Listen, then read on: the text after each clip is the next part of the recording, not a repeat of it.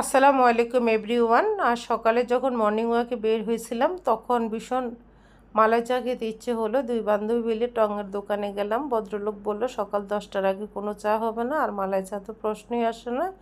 সাধারণত মালাই চা আমরা বিকালে বানাই, তাই বলে চা খাবো না তা কী করে হয়। বাসায় এসে মিল্কবিটা দুধ ডিপ ফ্রিজ থেকে নামিয়ে ওইটা জাল করে মালাইটা উঠিয়ে নিলাম। তারপরে কনডেন্স মিল্ক দিলাম, যেহেতু ডায়াবেটিস আছে চিনি দেওয়ার প্রশ্নই আসে না।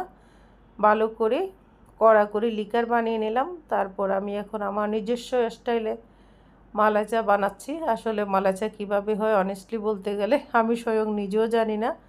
আমি চায়ে আসক্ত নই। কেউ যদি ভালোবেসে আমাকে 1 কাপ চা অফার করে আমি চুপচাপ খেয়ে ফেলি। আমি কফিতে আসক্ত। তবে আজ কেন জানি মালাই চা খাওয়ার পিনি করছে। গাজীপুর থেকে আসার পথে টঙের দোকানে মালাই চা খেয়েছিলাম গাড়িতে বসে, এত ভালো লেগেছিল। সেই ফিলটা আজ চলে আসছে হঠাৎ করে।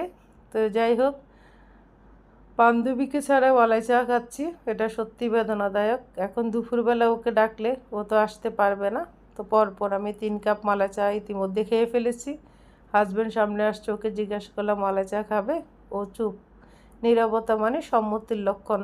আবারও জিজ্ঞাসা করলাম মালাই চা খাবে, সে বললে একটু দাও। তারপর তাকে একটু শেয়ার করলাম, মনে মনে চেয়েছিলাম সে বলুক যে না আমি খাবো না, তুমি পুরোটা খেয়ে ফেলো। তো এটা হচ্ছে আমার স্টাইলের মালাই চা। বন্ধুরা তোমরা ট্রাই করতে পারো, খুবই মজার ছিল।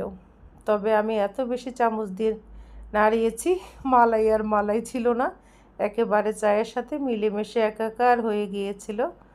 তবে মালাই চা খুবই টেস্টি। চায়ে আসক্ত তো আমি নই, তবে মালাই চা আমার খুবই পছন্দের।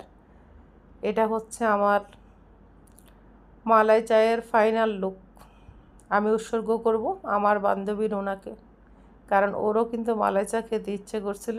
ইনশাল্লাহ নেক্সট টাইম ওকে বানিয়ে খাওয়াবো আমি।